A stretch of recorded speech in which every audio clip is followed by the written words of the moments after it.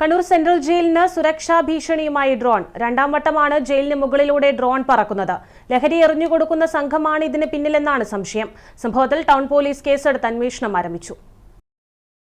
Kannur central ജയിലിന് മുകളിലൂടെ ദുരൂഹ സാഹചര്യത്തിലാണ് ഡ്രോൺ പറന്നത്. ശനിയാഴ്ച വൈകിട്ട് 4:30യോടെയാണ് ജയിലിന്റെ പശുത്തൊഴുത്തിന്റെ ഭാഗത്ത് ഡ്രോൺ പറക്കുന്നത് ജയിൽ അധികൃതരുടെ ശ്രദ്ധയിൽപ്പെട്ടത്. ഈ ഡ്രോൺ വനിതാ ജയിൽ ഭാഗത്തേക്കാണ് പോയത്. ജയിൽ അധികൃതരുടെ പരാതിയിൽ കണ്ണൂർ ടൗൺ പോലീസ് കേസെടുത്ത് അന്വേഷണം ആരംഭിച്ചു. നേരത്തെയും സമാനമായ രീതിയിൽ ഡ്രോൺ ജയിലിനു മുകളിൽ പറന്നിരുന്നു. അന്ന് വനിതാ ജയിലിനു മുകളിലാണ് ഡ്രോൺ കണ്ടെത്തിയത്. എന്നാൽ ഇത് ആരാണ് പറത്തിയതെന്ന് കണ്ടെത്താനായിട്ടില്ലെന്നാണ് പോലീസ് കോടതിക്ക് കൊടുത്ത റിപ്പോർട്ട്.